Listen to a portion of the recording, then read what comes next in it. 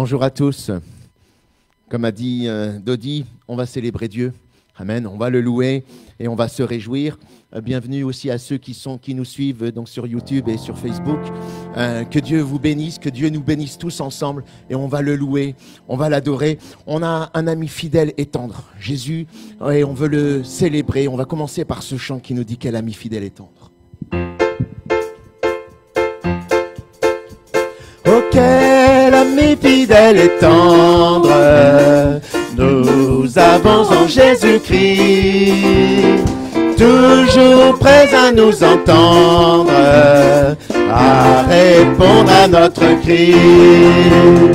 Il connaît nos défaillances, nos chutes de chaque jour, sévère en ses exigences. Il est riche en son amour. Oh, oh, oh, oh, oh, oh, oh, oh,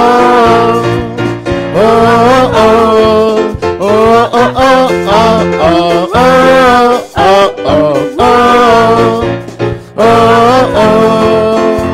oh, quel ami fidèle et tendre nous avons en Jésus-Christ, toujours prêts à nous apprendre à vaincre en comptant sur lui.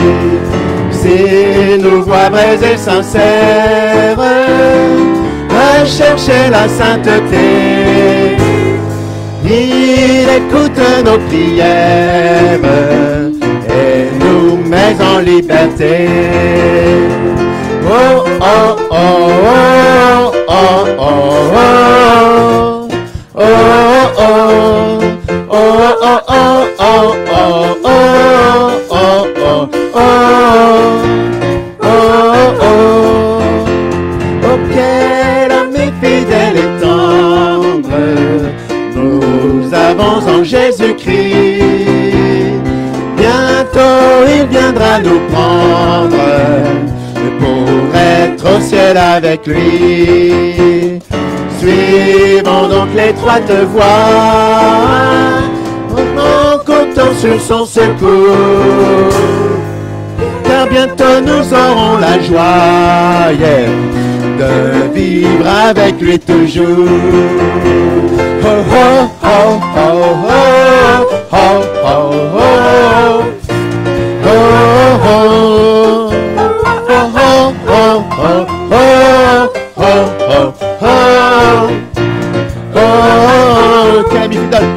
oh, quel ami fidèle et tendre nous avons en Jésus-Christ. Bientôt il viendra nous prendre pour être avec lui.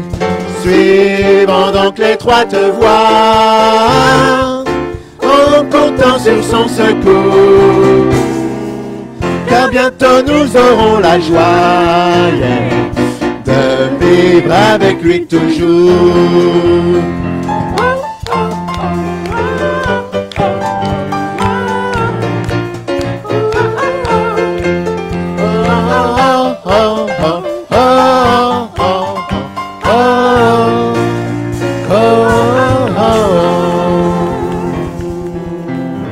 Amen, quel ami fidèle et tendre. Amen, nous avons en Jésus-Christ, Jésus, cet ami fidèle. Il n'y a pas de sauveur comme lui. Amen, nul n'est comme lui.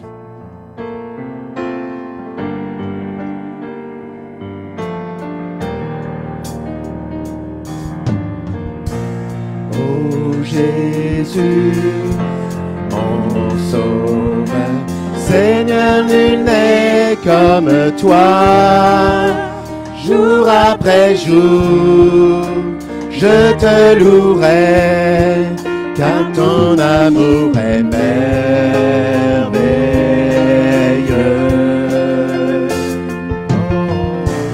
Mon abri, mon refuge, mon réconfort, mon rocher, tout ce qui vit, ce que je suis, ne cesse de t'adorer.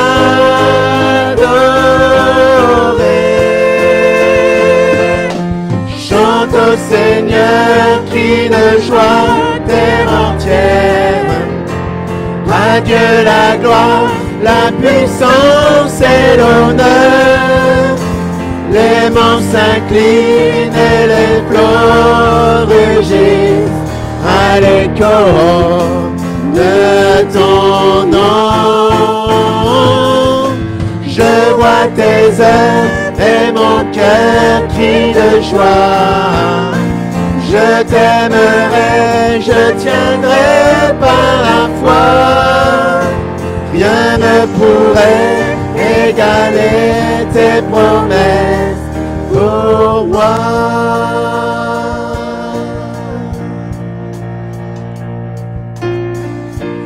Oh Jésus, mon sauveur, Seigneur, nul n'est comme toi. Jour après jour, je te louerai, car ton amour est merveilleux.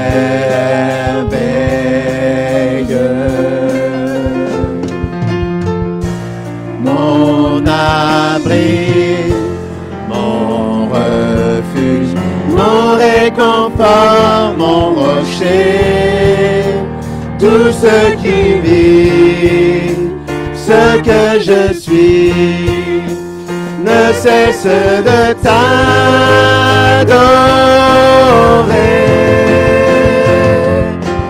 Chante au Seigneur, crie de joie, terre entière. À Dieu la gloire, la puissance et l'honneur. Les monts s'inclinent et les flots rugissent à l'écho de ton nom. Je vois tes œuvres et mon cœur crie de joie. Je t'aimerai, je vivrai par la foi. Rien ne pourrait égaler tes promesses pour moi. Chante au Seigneur. Chante au Seigneur, crie de joie, terre entière. À Dieu la gloire, la puissance et l'honneur. Les monts s'inclinent et les flots rugissent à l'écho de ton nom. Je vois tes œuvres et mon cœur crie de joie. Je t'aimerai, je tiendrai par la foi. Rien ne pourrait égaler tes promesses. Rien ne pourrait égaler tes promesses. Rien ne pourrait égaler tes promesses. Rien ne pourrait égaler tes promesses pour moi. Merci Jésus. Merci Jésus. Alléluia. Merci pour tes promesses. Alléluia.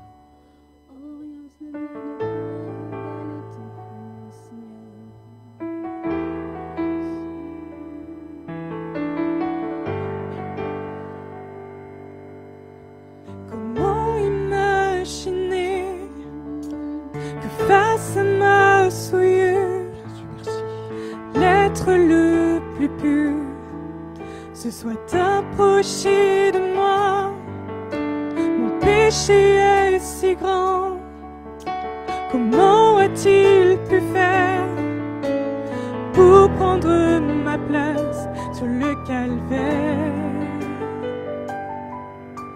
Je ne comprends pas, et pourtant sous mes yeux, c'est le sang de Dieu qui coule pour moi. À la croix, à la croix, chaque épine de ta couronne, chaque clou qui t'a percé était pour moi. c'est toi qui as pris ma place pour effacer mes péchés, Jésus.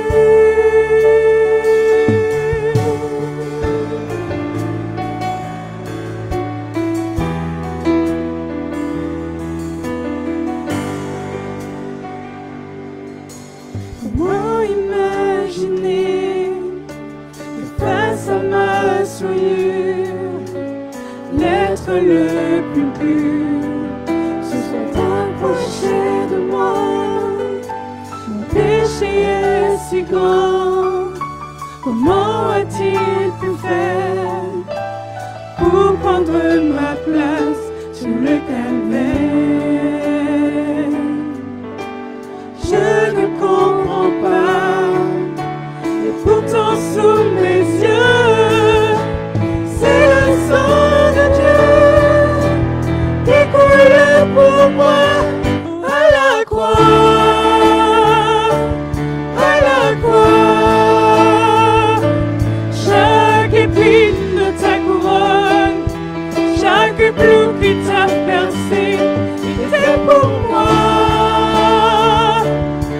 C'est toi qui as pris ma place pour effacer mes péchés à la croix, à la croix. Chaque épine de ta couronne, chaque clou qui t'a percé était pour moi. Mais c'est toi ma place pour effacer mes péchés, Jésus.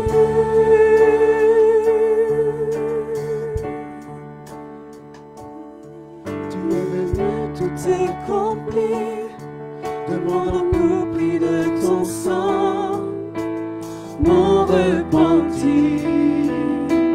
Jésus, tu es grand. Tu es venu tout accompli, demandant pour prix de ton sang, mon repenti. Jésus, tu es grand. À la croix, à la croix, chaque épine de ta couronne, chaque clou que t'as percé était pour moi. Mais c'est toi qui as pris ma place pour effacer mes péchés. Je crois à la croix, chaque épine de ta couronne, chaque clou qui t'a percé était pour moi. Mais c'est toi qui as pris ma place pour effacer mes péchés, Jésus.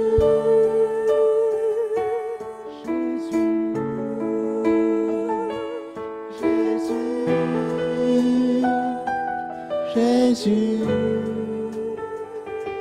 Jésus, Jésus, Jésus, Jésus. Jésus, nous voulons te remercier. Nous voulons te dire merci parce qu'à la croix, tu as tout supporté. Tu es venu et ton but, c'est vrai, c'était la croix. Et tu n'as pas regardé aux obstacles, tu n'as pas regardé au rejet des hommes, Jésus, mais tu es venu. Et tu as accepté la croix, tu as accepté vraiment cette voie qui était tracée. Et Jésus, nous voulons te dire merci parce que tu as pris notre condamnation. Tu as pris nos péchés, Jésus, toi qui étais sans péché, toi qui étais pur. Jésus, tu as connu, tu as été fait pécher à notre place. Alors nous voulons te dire merci. Oui, merci à la croix. tu as tout pris. Chaque épine, oui, qui t'a percé, chaque clou qui t'a percé, c'était pour moi. Alors Jésus, nous voulons te dire merci. Nous voulons t'apporter notre louange, nous voulons t'apporter notre reconnaissance. Et par-dessus tout, nous voulons t'apporter nos vies. Nous voulons te dire, nous abandonnons tout. Nous abandonnons notre vie à tes pieds, Jésus. Alléluia, Jésus. J'abandonne tout. Alléluia. J'abandonne tout. Me voici à genoux devant toi. J'abandonne tout. J'abandonne tout. Mon seul désir, alors que tu m'as dit, c'est d'être avec toi. C'est d'être avec toi. Je m'abandonne.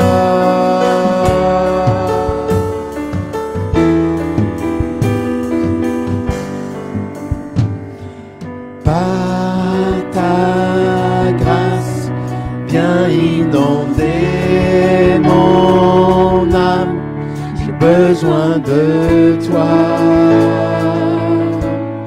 j'ai besoin de toi. Mes bras ouverts, tu entends ma prière, parle à mon cœur, parle à mon cœur, Jésus. Parle à mon cœur, je m'abandonne, je m'abandonne, je veux te connaître plus, je veux te connaître plus, je m'abandonne. Je m'abandonne,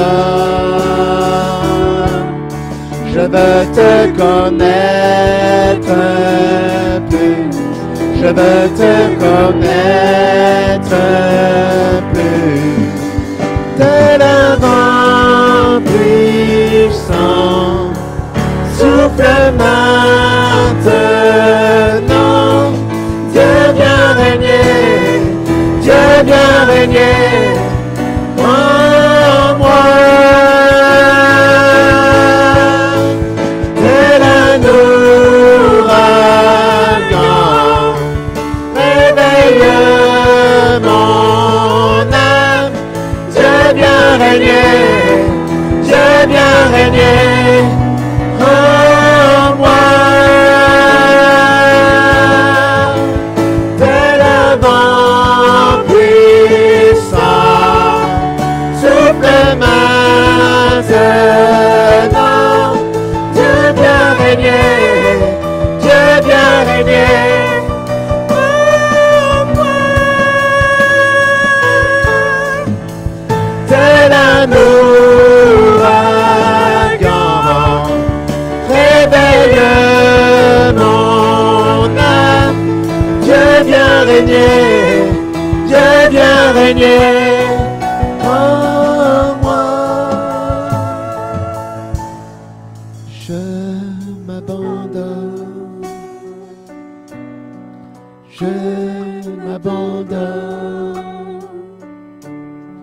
Je veux te connaître plus, je veux te connaître plus, je m'abandonne,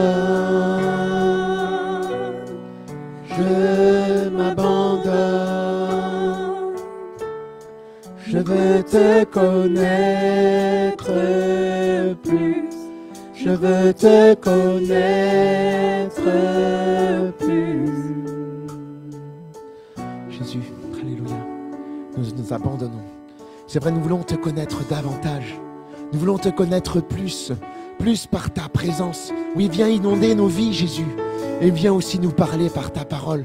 que par la parole qui sera annoncée par ton serviteur, oui, tu puisses encore nous parler. Et que ce matin, nous puissions encore te connaître davantage, apprendre de toi.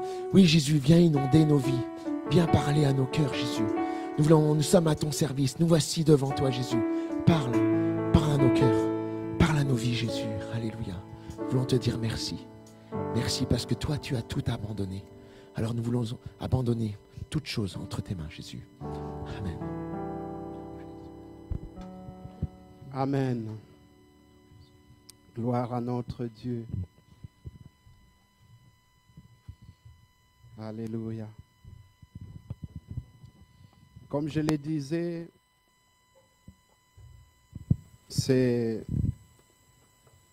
impressionnant de vivre un culte comme ça. Ce n'est pas dans nos habitudes. Je ne sais pas vous, mais en tout cas, moi, non. Je pense que tout le monde serait d'accord avec moi. Mais en toute chose, j'ai vraiment à cœur de porter ma reconnaissance à Dieu, de remercier le Seigneur pour toutes circonstances. Ces temps que nous allons traverser des confinements, même si l'épidémie est encore là, mais je vais le remercier. Ma reconnaissance va premièrement à Dieu, mais ma reconnaissance aussi à tous mes frères et sœurs qui ont travaillé dur pour mettre ce culte en place. Et c'est vrai qu'en arrivant, on peut se dire, bon, c'est des choses simples, mais qui a pris du temps, des réflexions, des prières, des réunions, des mises en place. Il y a tout un travail d'écrit et puis des mises en pratique, et où il y avait aussi des tensions tendues et tout, mais combien j'ai béni le Seigneur parce que quand on s'assoit, on discute, on trouve toujours des compromis. Amen. Et ça, c'est formidable avec le Seigneur. On peut avoir des idées divergentes, mais combien le Seigneur nous met toujours ensemble pour avancer. En tout cas, j'ai remercié les frères et sœurs, même certains qui ne sont pas là, qui ont travaillé pour que tout ce que vous voyez et ce que vous ne voyez pas, des écrits, des documents et tout, et voilà, qui ont été mis en place. Merci.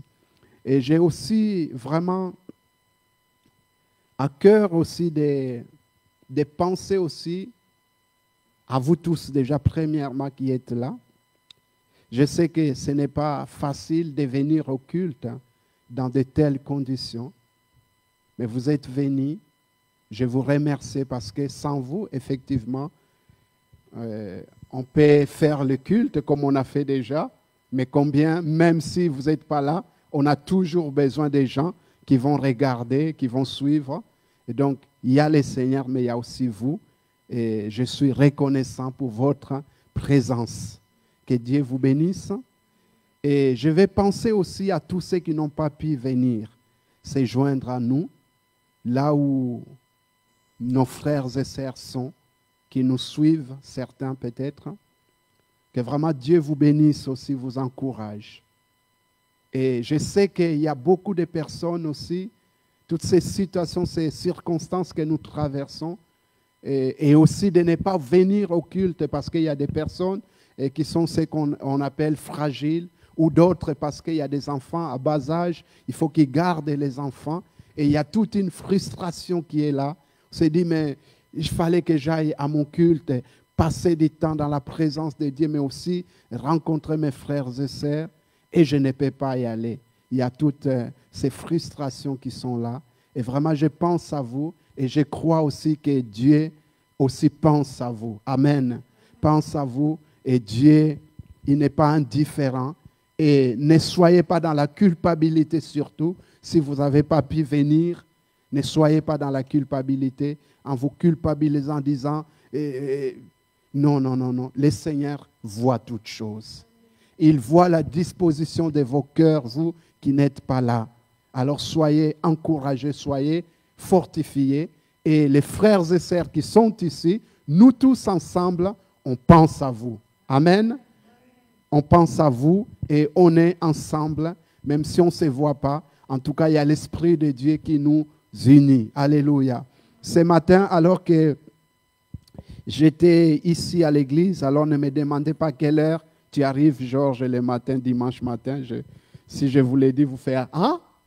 Voilà, j'étais là dans la présence de Dieu matin bonheur et j'ai prié, j'ai senti vraiment cette douleur, cette tristesse, que beaucoup de personnes étaient dans la tristesse et notamment, il y a un visage et un nom qui me venait et j'étais heureux ce matin de voir cette personne qui va se reconnaître. Le Seigneur me montrait vraiment son cœur qui était peiné, qui était dans la tristesse et tout. Et j'ai prié pour cette personne, mais aussi pour toutes les personnes de l'Église. J'ai dit, Seigneur, c'est des moments difficiles que nous traversons, mais Seigneur, tu es là pour nous relever, pour nous consoler, pour nous fortifier. Alléluia.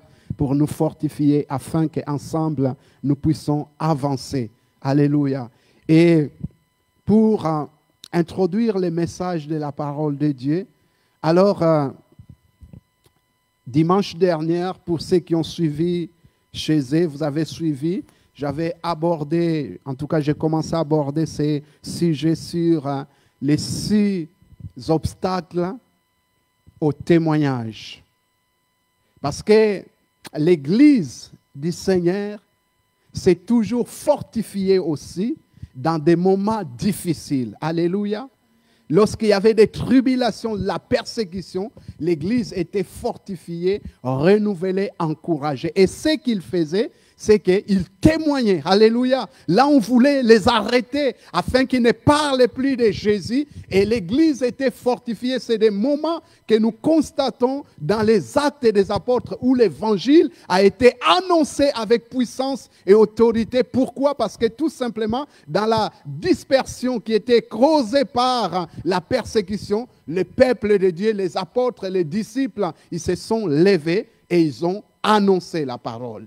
Bien-aimés, je vais simplement nous encourager que ce sont des moments comme ça où nous devons témoigner, parler de Christ. Alléluia. Parce que tout ce que nous vivons, ce sont aussi au-delà de tout ce que nous connaissons, nous pouvons entendre dans les actualités, mais nous nous basons aussi sur la parole de Dieu. Ce sont des signes aussi de retour de Jésus. Jésus revient bientôt. Il a dit, lorsque vous entendrez des bruits de guerre, lorsque vous verrez la peste, c'est-à-dire des fléaux ou des virus, des épidémies, et sachez que le Fils de l'homme est à la porte. Il revient bientôt. Alors donc, j'ai préparé et j'avais partagé sur 4 points, 4 obstacles qui font que nous ne puissions pas témoigner l'évangile, et je vous dois 2 points, 2 autres éléments, 2 obstacles. Alors, ce matin, je risque de vous décevoir. Ceux qui ont pris des notes, ceux qui s'attendaient qu'il va poursuivre pour nous donner les 2, je risque de vous décevoir parce que j'aime aussi écouter le Saint-Esprit. Et pendant que j'étais là, dans mon bureau, j'ai prié. Je ne priais même pas pour la prédication, j'ai prié pour chacun de nous, j'ai prié pour les cultes, j'ai prié pour l'Église du Seigneur, les temps que nous traversons. Et pendant que j'étais dans la présence de Dieu, le Saint-Esprit m'a dit de changer mon message. Amen. Désolé pour ceux qui s'attendaient que je vais poursuivre. Peut-être, si Dieu le veut, dimanche prochain, je pourrai poursuivre sur les 2 autres points. Mais ce matin, le Saint-Esprit a déposé quelque chose dans mon cœur que nous allons voir ensemble. Et je l'ai intitulé tout simplement « Lève-toi, marche ». Alléluia. Lève-toi, marche. Parce que ce temps de confinement, c'était aussi un temps d'arrêt dans beaucoup de domaines.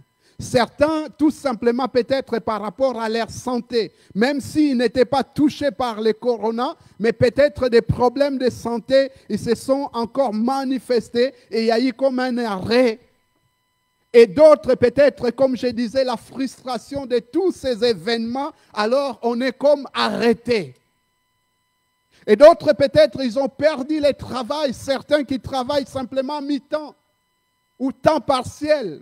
Parce que tout simplement l'entreprise où les milliers on travaille, cela a été fermé. Alors ça a eu un coup d'arrêt. D'autres, tout simplement les problèmes moraux. Et puis on a du mal à se relever, on a du mal à reprendre le dessus. Il y a comme un arrêt qui est là. Et puis Dieu vient à ta rencontre ce matin. Tu dois te lever et marcher. Alléluia. Peut-être ça peut être un arrêt au niveau familial. Vous savez, il y a des personnes qui ont été bloquées à l'extérieur du pays. Si dans certains pays, ils ont été répatriés, ils sont revenus, d'autres, ils sont loin. Ils sont confinés, ou en tout cas, les déconfinements, ça a eu, mais ils sont séparés de leur famille. C'est comme si quelque chose qui s'est arrêté au niveau familial. D'autres qui avaient des projets. Et voilà, ces projets ont eu un coup d'arrêt. Et puis, en soi-même, il y a eu cet arrêt. Et je crois vraiment que le Seigneur veut s'adresser à quelqu'un ce matin, mais aussi à quelqu'un peut-être qui est plus loin, qui nous suit. Dieu veut s'adresser à toi et que tu puisses te lever et marcher. Alléluia. J'ai prié dans la semaine. Il y avait aussi cette image, je l'avais dit dans un partage de la parole de Dieu. Il y avait cette image aussi qui me venait d'un couple. Dieu ne m'avait pas révélé les visages.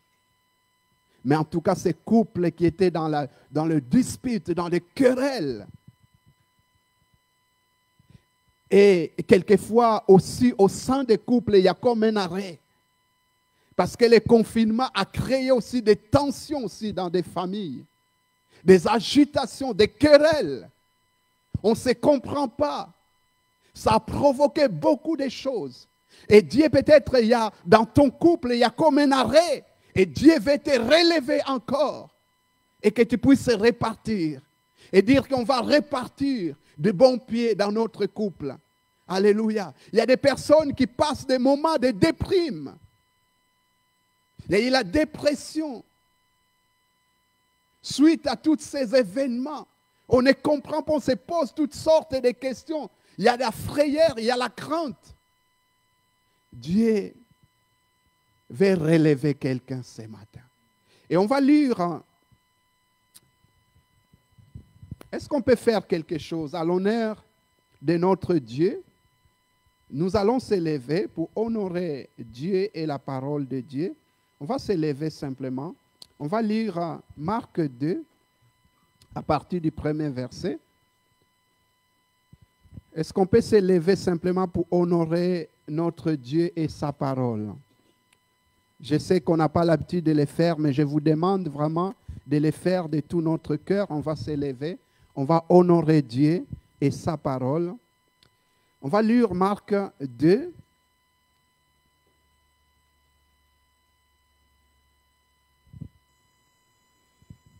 Quelques jours après, Jésus revint à Capernaum. On apprit qu'il était à la maison et il s'assembla un si grand nombre de personnes que l'espace devant la porte ne pouvait plus les contenir. Ne pouvait plus les contenir. Il leur annonçait la parole. Des gens vinrent à lui amenant un paralytique porté par 4 hommes. Comme ils ne pouvaient l'aborder à cause de la foule, ils découvrirent le toit de la maison où il était et ils descendirent par cette ouverture le lit sur lequel les paralytiques étaient couchés. Jésus, voyant leur foi, dit au paralytique, « Mon enfant, tes péchés sont pardonnés. » Il y avait là quelques scribes qui étaient assis et qui se disaient au-dedans d'eux, « Comment cet homme parle-t-il ainsi? Il blasphème. Qui peut pardonner les péchés si ce n'est Dieu seul? » Jésus ayant aussitôt connu par son esprit ce qu'il pensait au-dedans d'eux, leur dit, « Pourquoi avez-vous de telles pensées dans vos cœurs? lequel est le plus aisé de dire au paralytique, tes péchés sont pardonnés, ou de dire, lève-toi, prends ton lit et marche. Or, afin que vous sachiez que le Fils de l'homme a sur la terre le pouvoir de pardonner les péchés, je te le ordonne, dit-il au paralytique, lève-toi, prends ton lit et va dans ta maison. Et à l'instant, il se leva, prit son lit et sortit en présence de tout le monde, de sorte qu'ils étaient tous dans l'étonnement et glorifiant Dieu, disant, nous n'avons jamais rien vu de pareil. Amen. Seigneur, nous te disons merci. Nous sommes là debout comme dans un état d'attente afin que tu puisses parler à nos cœurs. C'est vrai que lorsque nous nous attendons à quelque chose, on peut s'asseoir, on peut aussi être debout, comme quelqu'un qui est debout pour monter dans ses bus ou dans ses métros ou dans cet autre moyen de transport. Et Seigneur, nous croyons et que la seule chose qui peut nous amener à entrer pleinement dans ta présence, il y a la louange, mais il y a aussi ta parole. Et nous te prions, Seigneur, que tu ouvres les saints livres pour nous, que tu parles à nos cœurs. Merci pour le ministère du Saint-Esprit qui donnera l'explication exacte à cette parole.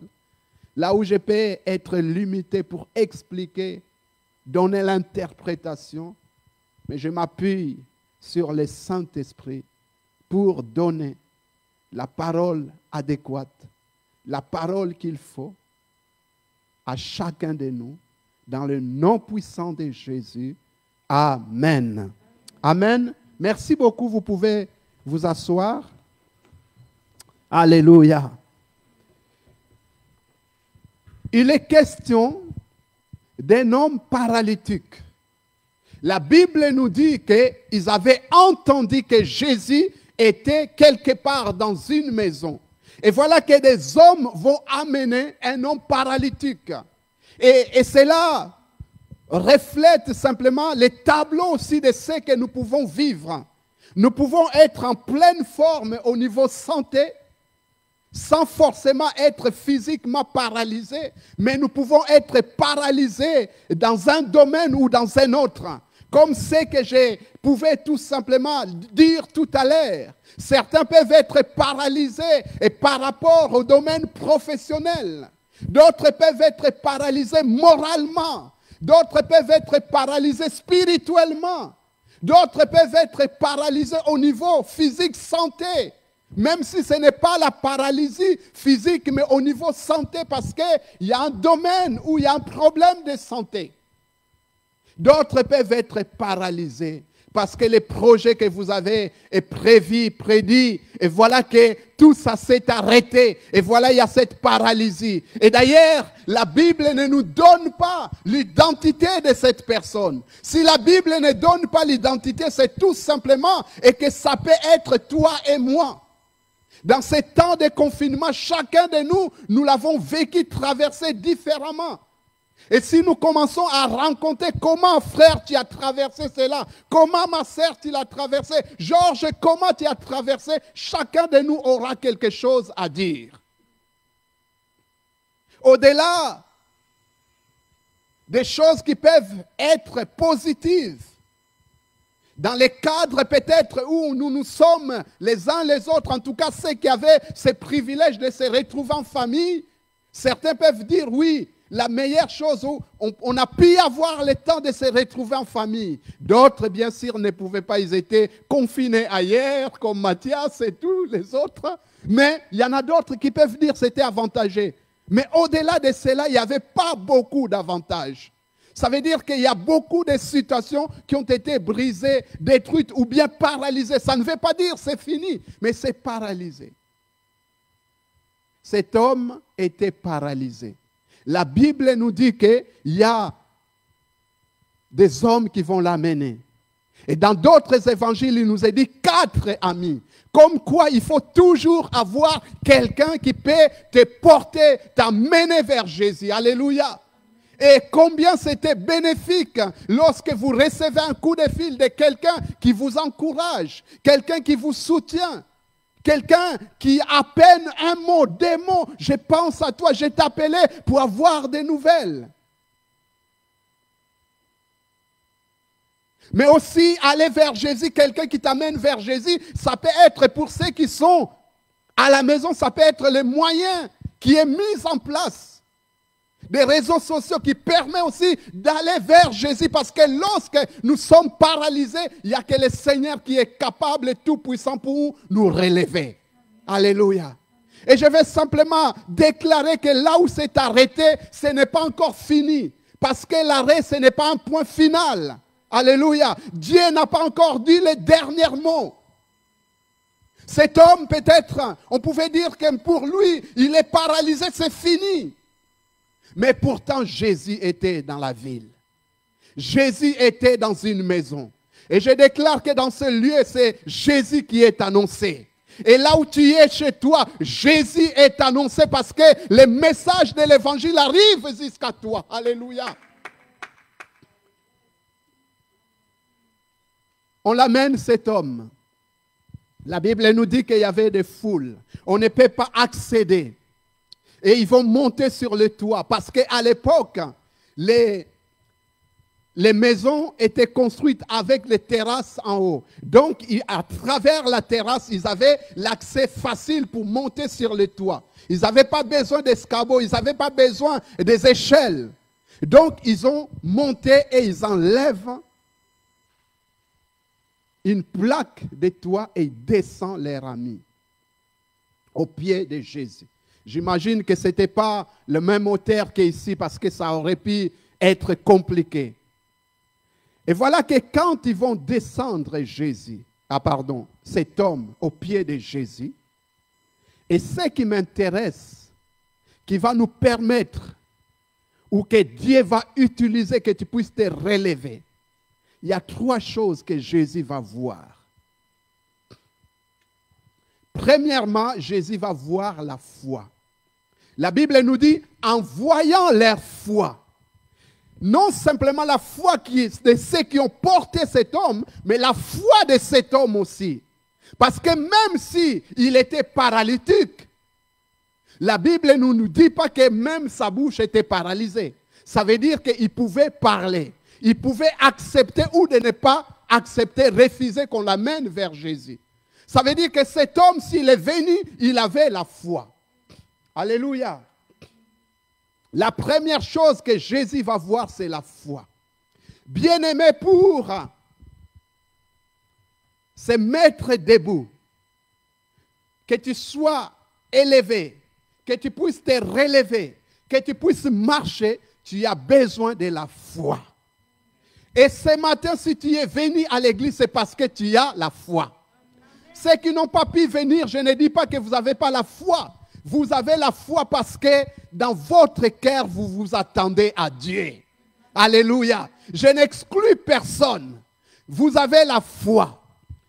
La Bible nous dit et que dans la parole de Dieu, dans Hébreux 11, verset 6, il nous est dit que sans la foi, il est impossible de lui être agréable. Que celui qui s'approche de Dieu doit croire que Dieu il existe et qu'il est le rémunérateur de ceux qui le recherchent.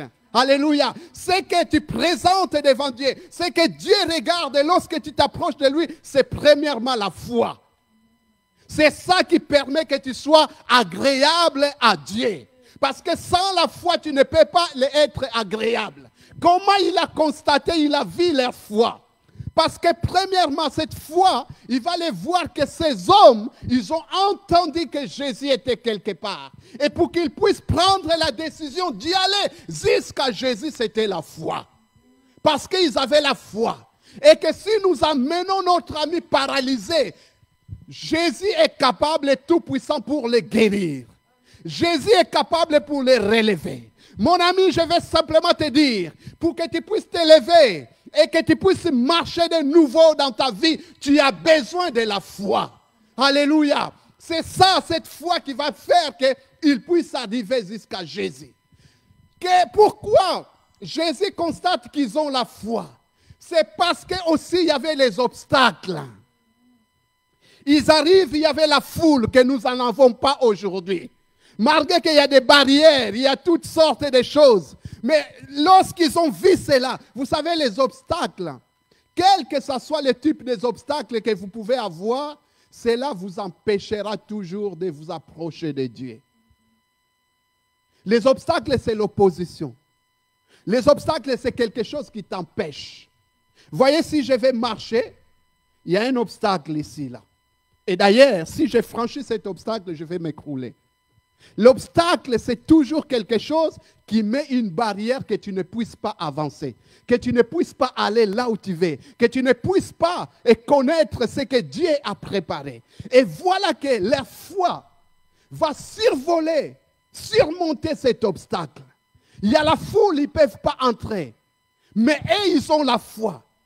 Vous savez, quelquefois, vous avez la foi, mais s'il n'y a pas la détermination, la persévérance, tu peux dire, ça ne sert à rien, j'arrête. Et d'ailleurs, ça va devenir une excuse.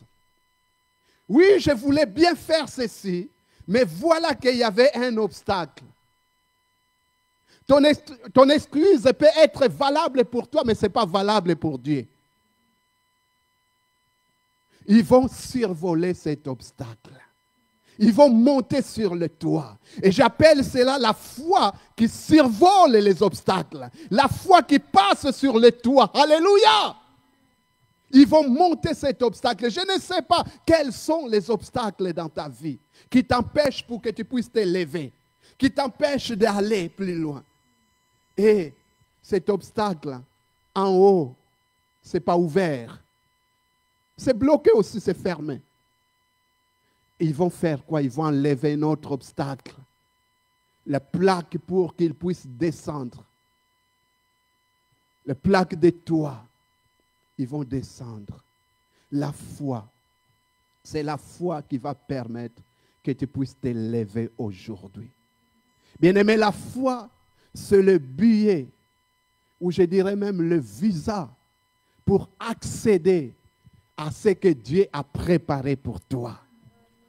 Tu n'as rien d'autre que tu peux présenter si ce n'est que la foi.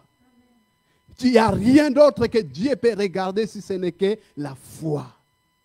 Alléluia, la foi. La foi, c'est ça qui va faire que quand ils vont descendre, Jésus, vous savez, Jésus, il est omniscient. Il connaît toutes choses. Et il a compris tout cela. Il savait qu'il y avait des foules. Il savait qu'ils sont montés sur le toit. Il savait qu'ils s'attendaient à quelque chose.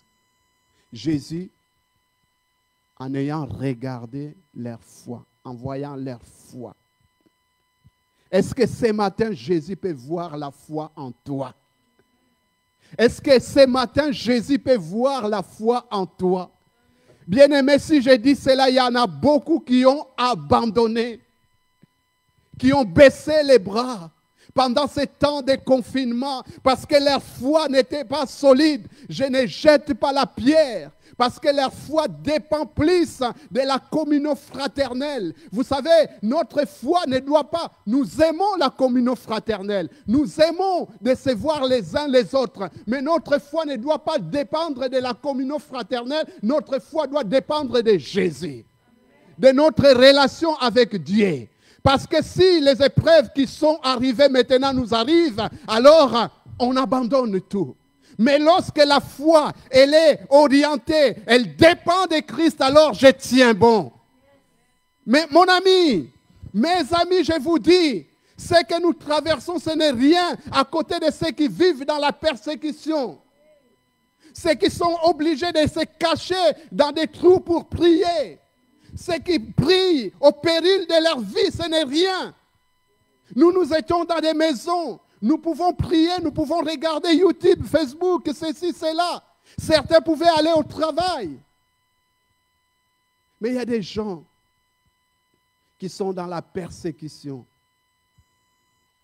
30 jours sur 30. Ils n'ont pas ces possibilités de se voir avec les autres. J'avais entendu ce témoignage d'un homme qui s'est converti, c'était au Maroc. Il a fait plusieurs mois, plusieurs années sans aller dans une église. C'est interdit au Maroc qu'un Marocain, en tout cas dans des pays maghrébins, d'aller à l'église. Simplement les étrangers, vous pouvez y aller. Mais les gens du pays, vous n'avez pas le droit parce que vous ne devez pas se convertir à une autre religion. Cet homme, il vivait sa foi sans aller dans une église. Simplement avec sa Bible. Il a commencé à prier avec sa petite famille. Jusqu'à plus tard, un jour, il vient en France. Il cherche une église. Il était venu juste pour les vacances. Et retourné après. Et il a cherché une église. Et puis il est rentré. Et il s'est fait baptiser tout de suite. Il dit, si je retourne dans mon pays, je ne pourrais pas le faire. Voyez, la foi. C'est ça que Dieu veut voir en toi. C'est l'élément que Dieu veut utiliser. Deuxième chose que Jésus va voir en cet homme, c'est le péché. Il dit, mon enfant, tes péchés te sont pardonnés. Les péchés nous privent de bénédictions que Dieu veut nous accorder. Vous pouvez vous dire, mais comment cet homme, il est paralysé, cloué dans son lit, au lieu simplement que le Seigneur les relève, les guérit. Qu'est-ce que tu vois, Seigneur? Tu vois les péchés. Mais Seigneur, les péchés, on verra après. Guéris-les. Ça, c'est normal en tant qu'humain. En tout cas, moi, la première fois que j'ai lu ce texte, c'est la réaction que j'ai eue. J'ai dit, mais Seigneur, quand même, la meilleure chose et la première que tu dois faire, tu guéris cet homme et les péchés, on verra après.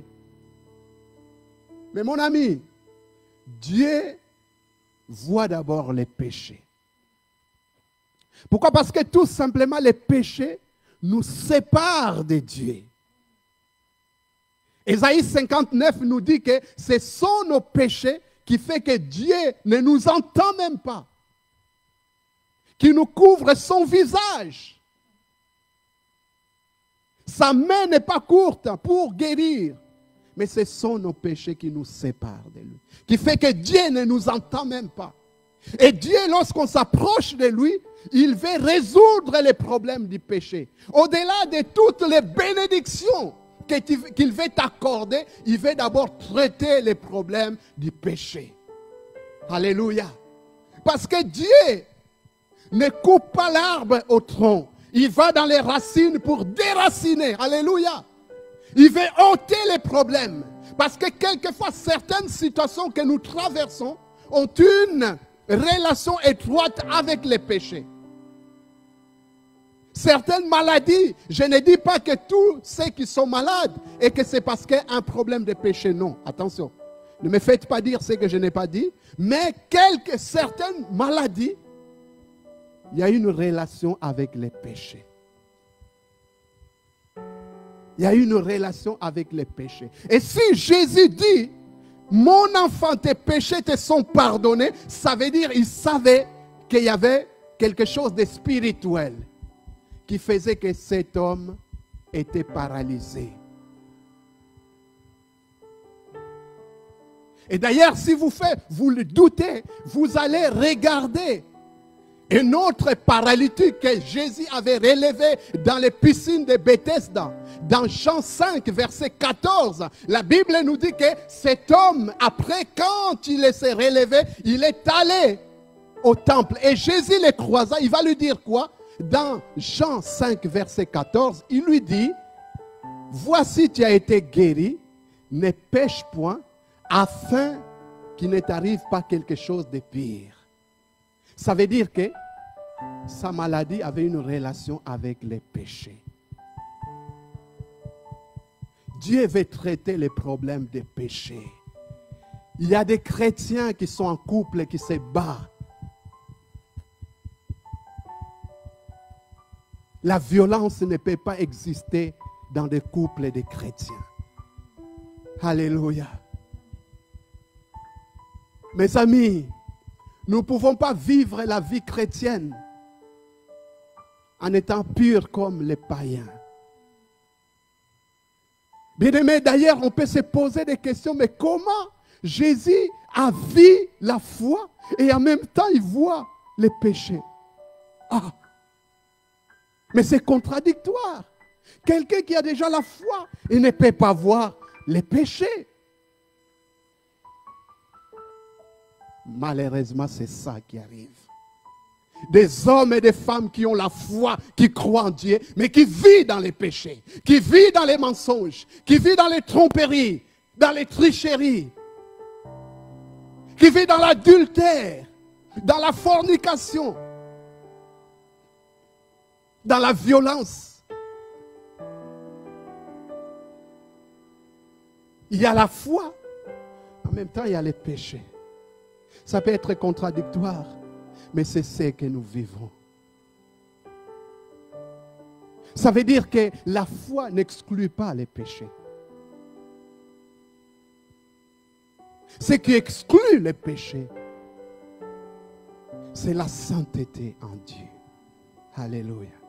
Ce qui exclut les péchés, c'est l'acceptation du sang de Jésus. Ce que nous avons chanté. À la croix, tu as tout accompli.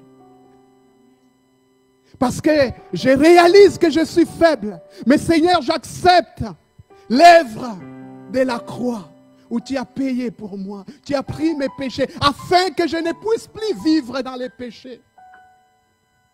Le Seigneur veut déraciner ces problèmes du péché. Mon ami, on peut se dire, mais il a besoin simplement de la guérison. Les péchés, il n'y a aucun problème.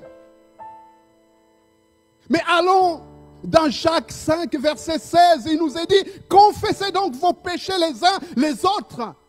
Priez les uns les autres afin que vous soyez guéris. La prière fervente ou agissante d'un juste a une grande efficacité pour guérir les malades. Mais qu'est-ce que l'apôtre Jacques dit? Confessez vos péchés. Et priez les uns pour les autres afin que vous soyez guéris. Autrement dit que lorsque je garde les péchés, j'empêche l'action de Dieu dans ma vie.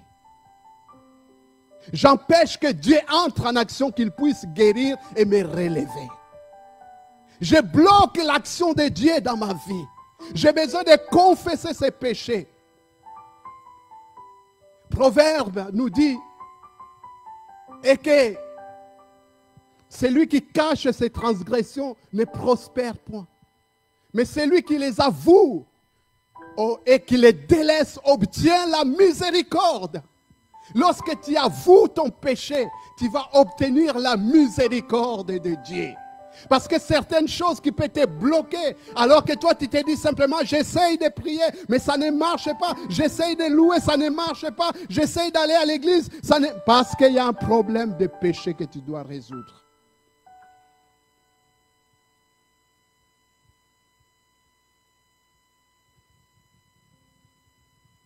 Mon enfant, tes péchés te sont pardonnés. Aujourd'hui, toi qui nous regardes, toi qui es ici, si tu confesses ton péché, il est fidèle et juste pour te pardonner. Et son sang nous lave de toute impureté. Alléluia. Et tu peux accéder à ce que Dieu a prévu pour toi. Troisième et dernière chose que Jésus a vu, c'est le raisonnement. Qui est celui qui peut pardonner les péchés? Il blasphème. Il n'y a que Jésus, il n'y a que Dieu. Ils vont dire plutôt, les scribes qui sont là, ils ne vont pas dire il n'y a que Jésus.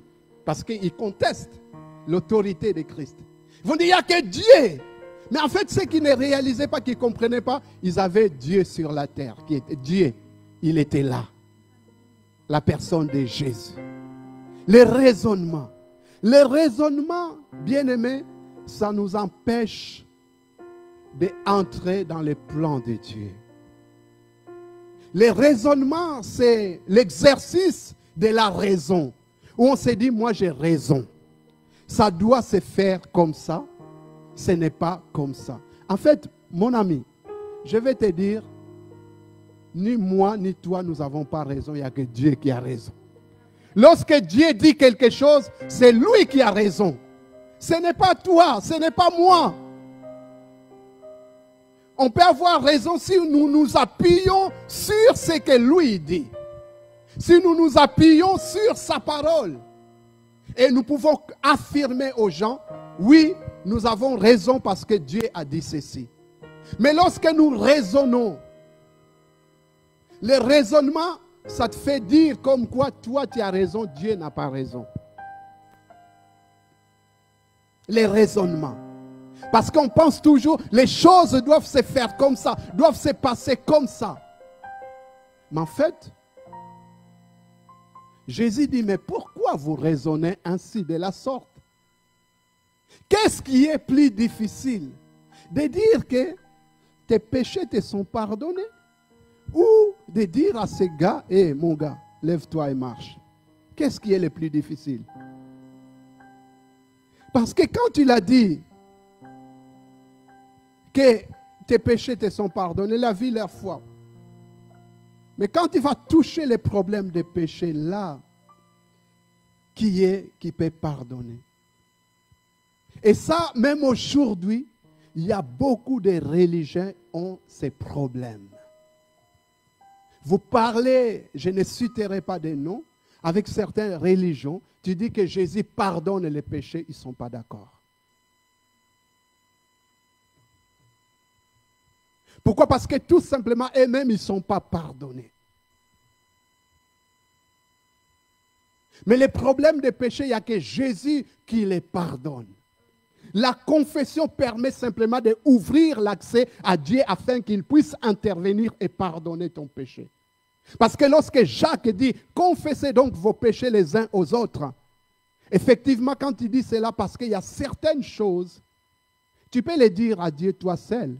Il n'y a aucun problème. Mais certaines situations, tu as besoin de voir un responsable de dire, voilà ce que j'ai fait. Voyez? Voilà ce que j'ai fait. Pourquoi? Parce que tout simplement, on va t'aider dans la prière pour accéder à la bénédiction de Dieu. Les raisonnements, y raisonner.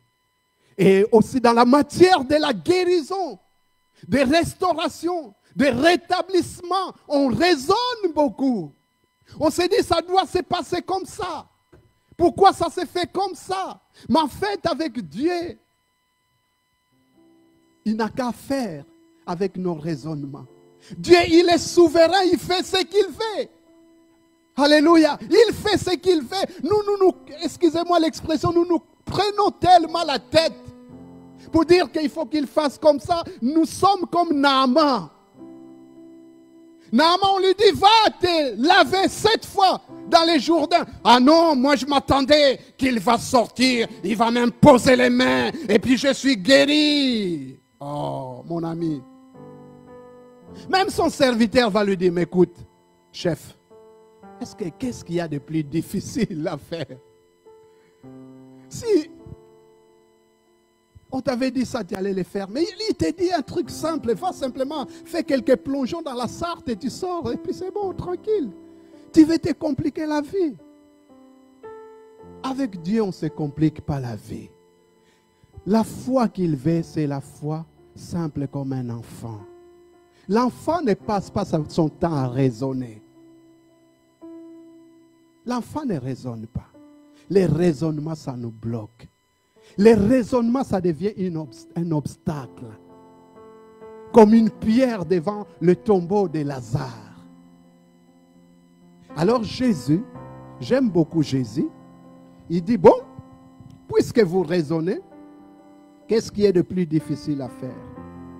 De dire, tes péchés te sont pardonnés, ou lève-toi et marche. Maintenant, je vais vous démontrer que le Fils de l'homme a le pouvoir de pardonner les péchés Alors, j'ai dit au paralytique, lève-toi. Si j'avais le droit, j'allais prendre Paulette dans les mains pour vous montrer.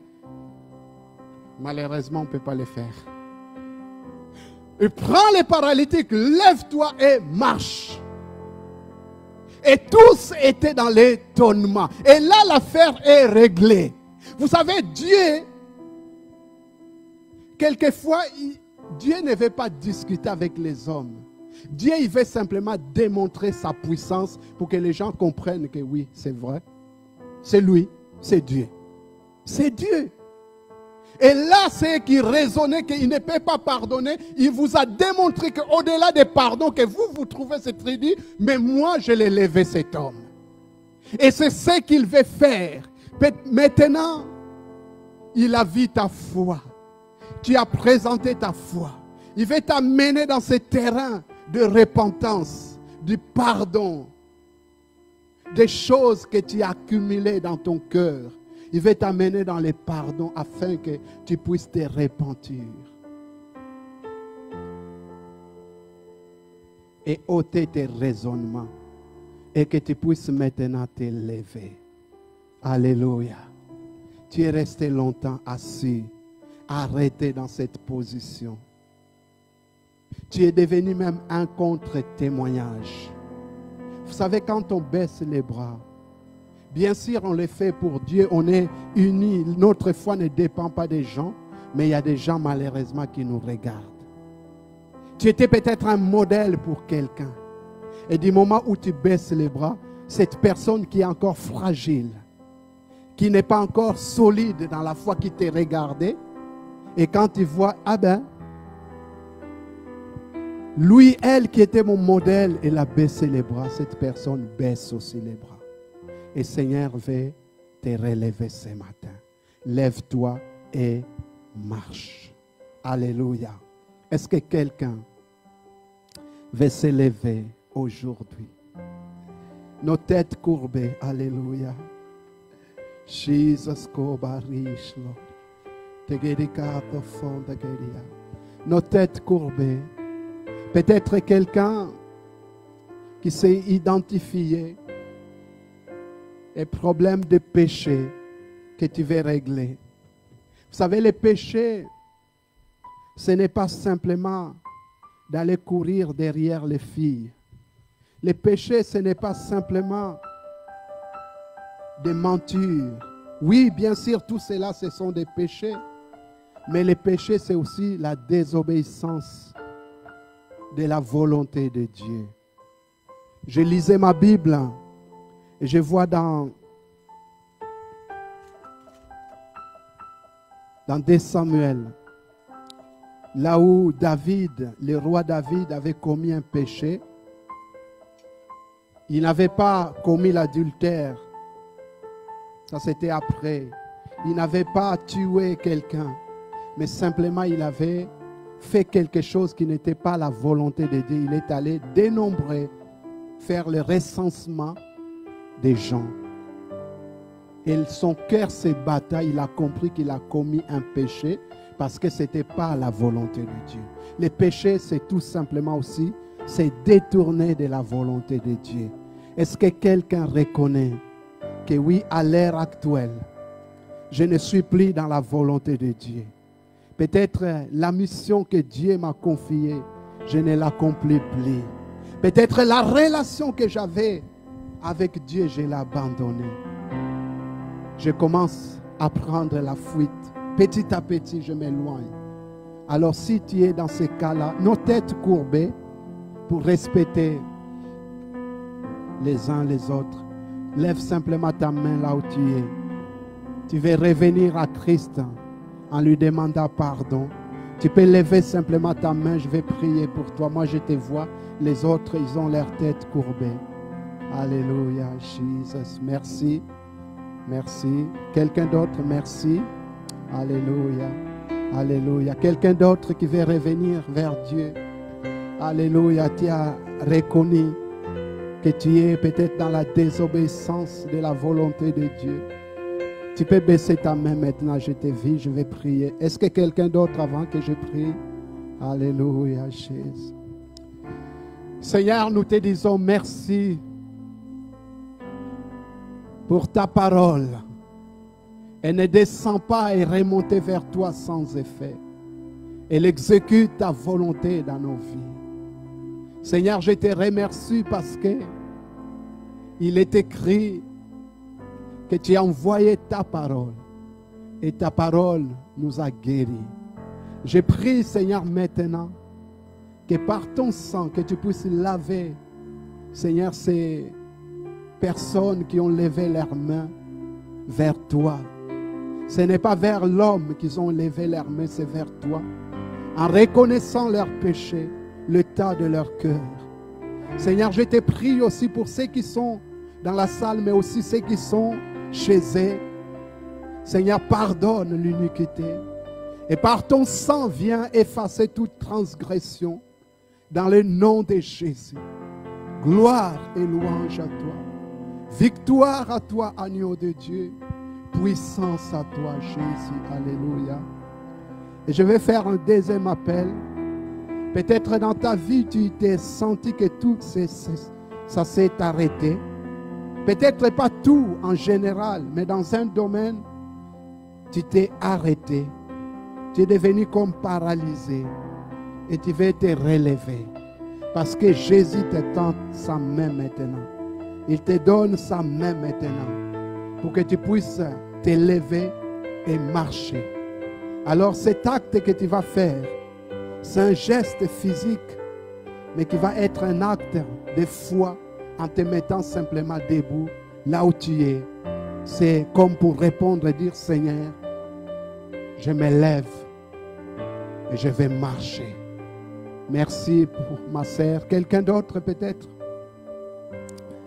Toi aussi peut-être qui es chez toi, qui nous suit, tu peux te mettre debout.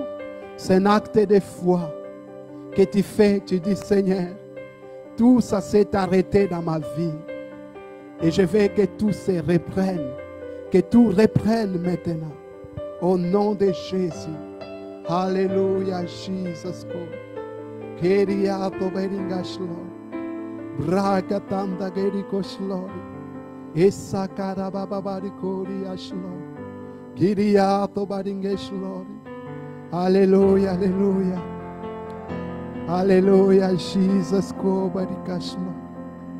Ten for the gadmariketlori, e kiriato baringaslori, Esprit de Dieu vivant. Maintenant, là où tu es, commence à réclamer la main de Dieu pour te relever. Que Dieu puisse te prendre à la main, que tu puisses continuer la marche. Afin que là où tu t'es arrêté, que tu puisses repartir maintenant. Parle maintenant, parle même en langue. Prie Dieu, alléluia. Jésus, Jésus, Jésus. Gloria Sakaraba. Seigneur, nous prions pour nos bien-aimés, Seigneur, ceux qui sont dans cette salle et ceux qui sont chez eux, Seigneur, dans les domaines où ils sont arrêtés. Seigneur, tu viens pour les relever au nom de Jésus. Je viens maintenant renverser tous les raisonnements au nom de Jésus. Ta parole nous dit, si nous marchons par la chair, nous ne combattons pas selon la chair, car nos armes ne sont pas charnelles, sont puissants dans la vertu de Dieu pour renverser les forteresses. Je renverse les raisonnements, je renverse toutes les auteurs qui s'élèvent contre la connaissance de Dieu et j'amène toute pensée captive à l'obéissance de Christ. Seigneur, je prie maintenant, rallume les flammes dans le cœur. Alléluia, alléluia. Jesus, rallume les flammes maintenant, alléluia. Jesus,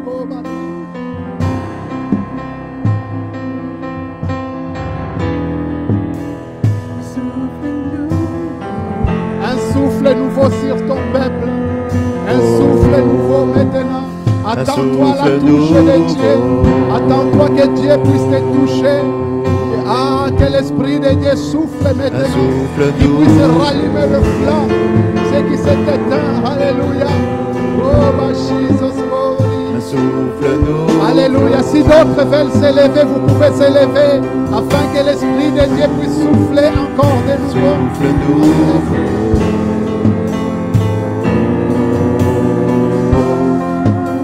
Un souffle nouveau.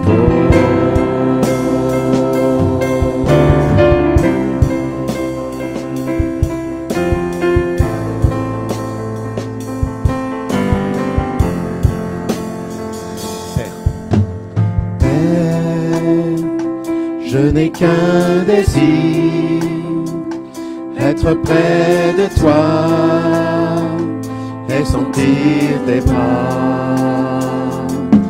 Oh Père, Ressens ces tu bras as d'amour envoyé de Jésus qui vient te relever ton Fils bien afin que tu puisses repartir là où tu t'es arrêté. Lève-toi et marche maintenant. Saint-Esprit, Lève-toi et marche. qui donne vie, ranime en moi ce feu pour toi. Saint-Esprit, viens par ta pluie, rafraîchis-moi et envoie. Saint-Esprit, Saint-Esprit, qui donne vie, ranime en moi ce feu pour toi. Saint-Esprit, qui donne la vie, rafraîchis-moi et envoie un souffle nouveau. Souffle nouveau.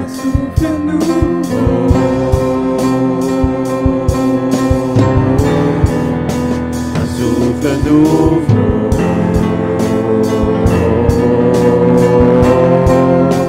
Un souffle nouveau.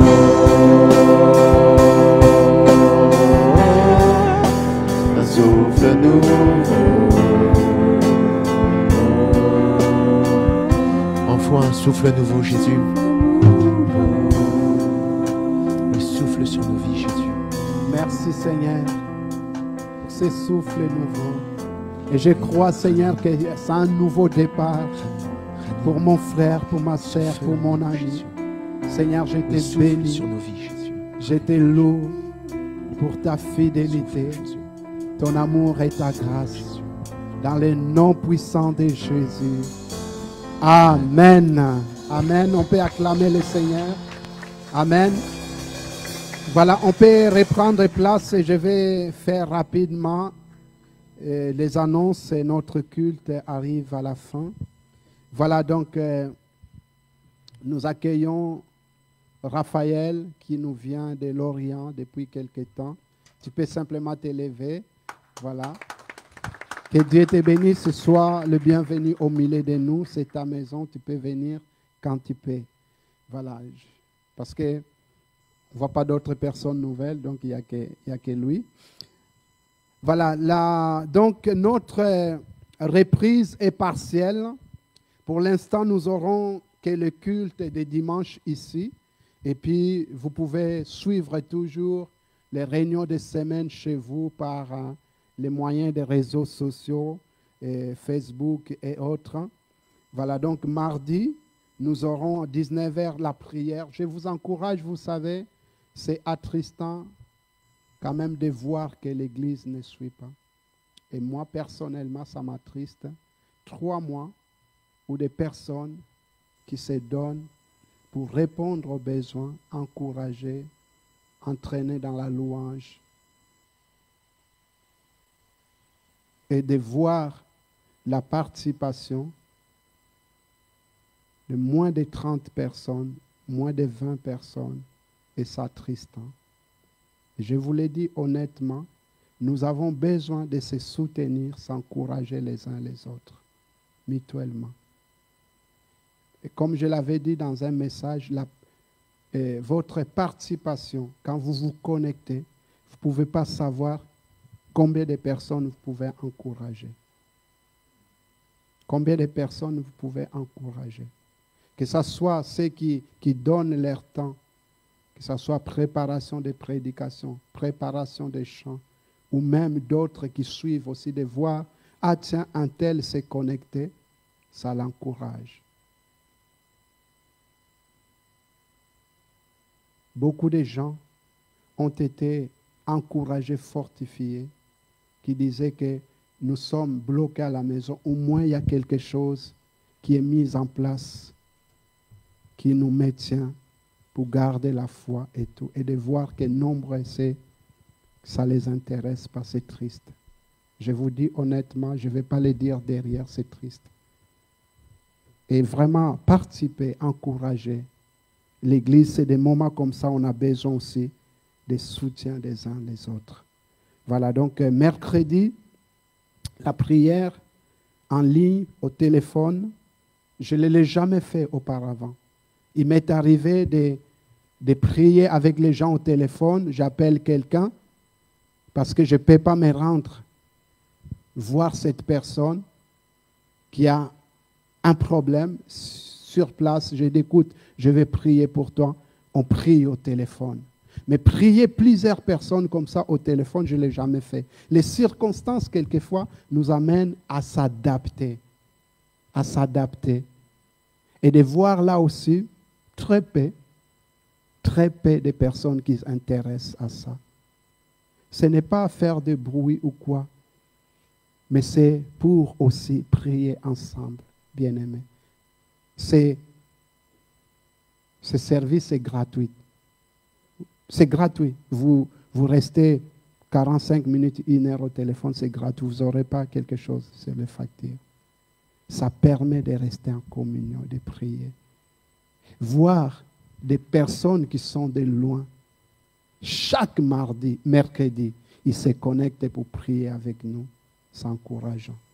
Des personnes qui sont de Rouen, de l'Aigle, qui se connectent chaque mercredi. Et de voir très peu de frères et sœurs dans l'église qui s'intéressent à ça. C'est triste. Je n'étais pas obligé de les mettre en place. Tout cela s'est fait pour garder la communion et prier les uns pour les autres. Amen. Je ne vous fais pas de leçons, mais c'est important en tant que pasteur de vous dire aussi mon ressentiment. Vous savez, frères et sœurs, des temps que nous vivons, c'est des temps où nous devons s'encourager mutuellement. Ma tristesse était aussi difficile, je vais vous le dire aussi. Beaucoup des églises le font, je ne savais pas. Un jeune qui m'a donné la pensée dit, est-ce qu'on peut demander aux frères et sœurs d'envoyer à ne fût-ce qu'une vidéo de 2 minutes pour faire un petit coucou et ça va réjouir aussi d'autres frères de savoir qu'un tel pense à nous et nous a fait un petit coucou. Et je dis, c'est une bonne idée. J'envoie les messages, j'ai eu quoi? On a eu 4 vidéos. Pour une population, en tout cas une église de centaines ou 200 personnes. C'est triste. Et je ne savais pas, il y a un pasteur qui m'appelait, qui m'a envoyé, tout simplement, il voulait prendre des nouvelles. Il me dit, ah, tu sais, on a fait ceci, la même chose. Je dis, ah bon, nous aussi on l'a fait. Il dit, je suis vraiment déçu, on n'a eu que 30 personnes. Je dis, toi, tu as eu 30 personnes, moi j'ai eu 4 personnes. Je remercie le Seigneur pour ceux qui ont envoyé les vidéos et qui a béni aussi des personnes. J'ai eu des messages de retour. Ah, un tel pense à nous, merci vraiment. C'est des petites choses, bien-aimés, mais ça permet d'être ensemble. Vendredi, nous avons l'étude biblique, toujours en ligne. Vous vous connectez, on poursuit ces thèmes de la réflexion. Voilà. Et dimanche, nous nous retrouvons ici pour les cultes, afin que nous puissions aussi célébrer, chanter notre Dieu. Vraiment, je voulais vous dire ces choses, de vous encourager, de aussi prendre conscience. Quelquefois, c'est vrai, ce n'est pas qu'on n'a pas besoin, bon, peut-être on ne pense pas, on n'a pas le temps, mais combien ça fait du bien. Une petite vidéo, un petit message, coucou, on pense à vous, ça fait du bien à d'autres personnes qui les regardent. Un petit coup de fil à l'autre, ça fait du bien. Un petit message sur Facebook, tiens, on est là ensemble, ça encourage. Ça encourage, bien-aimé. C'est des circonstances qui font que nous devons vivre les choses ainsi. On n'a pas voulu cela et on doit s'adapter. Voilà, donc on termine par les offrandes. Alors les offrandes, c'est qu'on va faire. Donc l'accueil va nous orienter pour la sortie. Et à la sortie, vous avez les corbeilles où vous pouvez déposer votre offrande. Et puis je vous souhaite un bon dimanche, bon appétit. Et puis, bonne semaine, à bientôt. Merci beaucoup. Merci à vous tous. Alléluia. Alors, pendant que vous allez sortir, on va chanter. Pardon. Pardon. Voilà. Et puis donc, les frères et sœurs vont vous faire sortir rangée par rangée. Voilà, et vous pourrez mettre votre offrande dans le tronc qui est prévu ici. Et puis il pleut, donc bon.